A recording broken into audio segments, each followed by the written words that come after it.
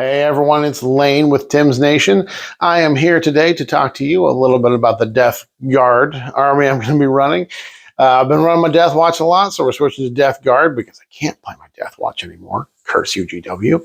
But we're running DeathGuard. I have a team tournament coming up in a couple weeks, September 7th and 8th.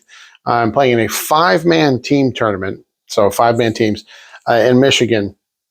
And so the plan is I'm going to be running DeathGuard. It's going to be kind of a defensive list where we throw me out there first. And I just try to tank whatever damage my opponents throw into me and try to just score some points. Even if I don't win, score some points because the team tournaments are based on differential scoring.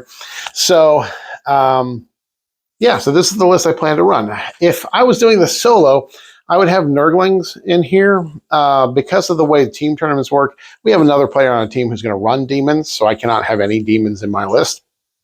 But because of how absolutely durable and chunky and thick the DeathGuard are, and with their fight first ability on the Plague Marines, if I was running them solo for a solo event, I might put a bunch of Nurglings in there, like 4 or 5 units of Nurglings, and then just take fixed secondaries, take cleanse, post up a ton of DeathGuard on 2 objectives in no man's land, hold those objectives, cleanse.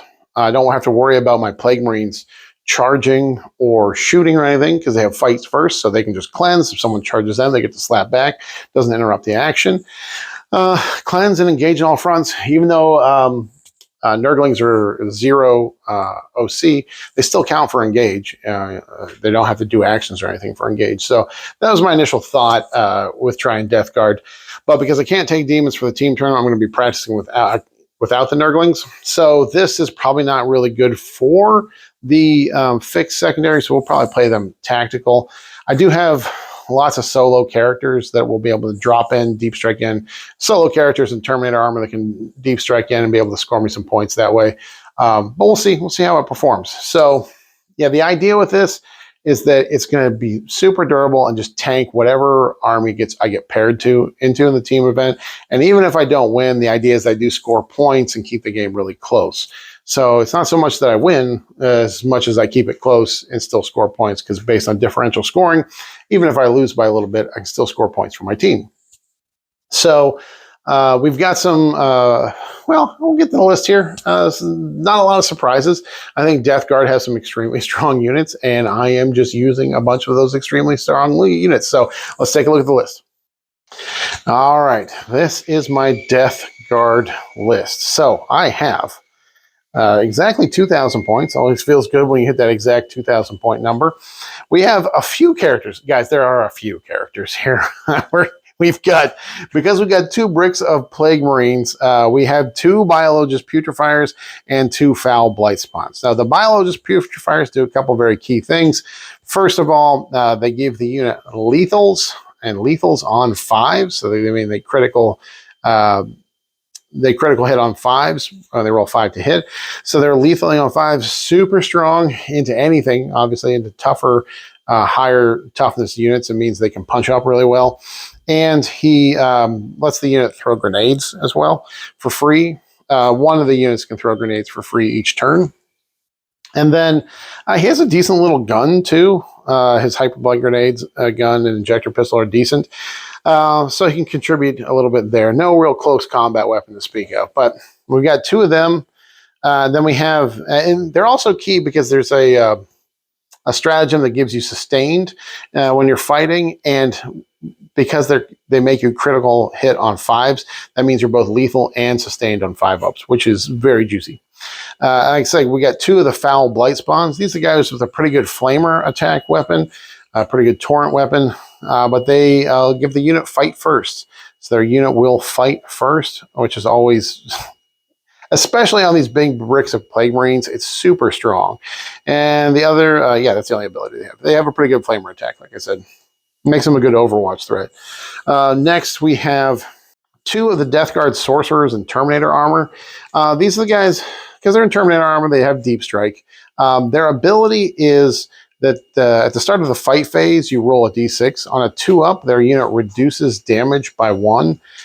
They take one, whenever they take damage, they reduce damage by 1 in the fight phase, which is really strong. They also have a ludicrous attack once per game. Their shooting attack gets way incredibly buffed up. Let's read it. Let's see here. You increase both the strength and damage characteristics of their weapon by 2, which gives them a really strong shooting attack. Well, it's only once per game, but it means that you can actually do a lot of damage with them when shooting. Now, next we have... we got the Lord of Virulence. This guy's another Terminator character, so he has a pretty good flamer on him. His special ability is that he can improve... or used to be able to improve anyways, your indirect fire. I don't have any indirect fire, so that ability is not really helping me out here. But his other thing is simply that he lets his unit reroll wound rolls on ranged attacks, meaning when he's leading the Death Shroud Terminators, and they have their flamer attacks that are anti-infantry 4-up, he lets them reroll that wound roll, which is very strong. Both strong in shooting phase, obviously, and also in Overwatch as well. And he has a pretty good flamer, too, that's anti-infantry 2-up, twin-linked. And then, of course, we've got Typhus. Typhus comes in at a cheap 80 points. Again, he can lead Terminators. When he leads Terminator Squad, they become neg-1 to hit in combat. That stacks with the DeathGuard weapon skill and ballistic skill reduction, because it's a change to the characteristic for the army rule when you're in contagion range, and then it's a neg-1 here. So it means when he leads Terminators, they are hard to hit in combat. He also has this crazy extra shooting attack. So when he goes solo, he can deep strike in and then do his psychic attack in the shooting phase, although it's not a shooting attack, so he can actually still do his damage with his mortals and then also do an action or something. So specifically... the Eater Plague. So he drops in and he can target an enemy unit within 18 inches. Roll D6. On a 1, he takes D3 mortal wounds. On a 2 through 5, the enemy takes D6 mortal wounds. And on a 6, the enemy suffers D3 plus 3. So he can kick out a few mortals when he comes in. It's not considered a shooting attack, so he can still do actions and stuff. Yeah, that's it for the characters, guys. Just 8 characters, that's all. I hope my opponent doesn't take Assassinate.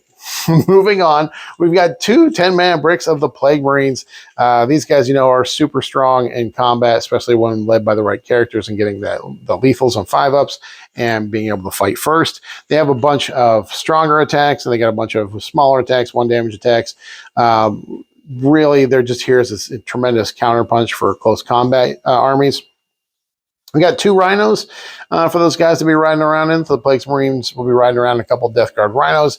It lets them, stay safe from shooting, relatively safe from shooting, until it's time for them to get out and do the work. I do have 1 10-man of DeathGuard cultists. These are the only thing that's not WYSIWYG in the army. I've got Poxwalkers, but I want to take them as cultists because they do get that scout move.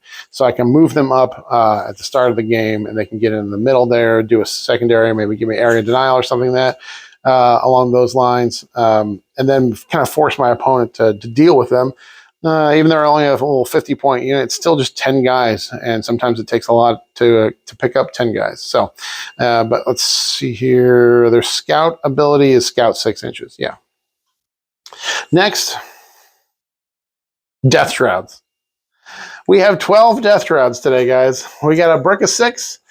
They will be led by the Lord of Virulence just to make their shooting attack extra strong. And we got 2 3-mans of Death Shrouds.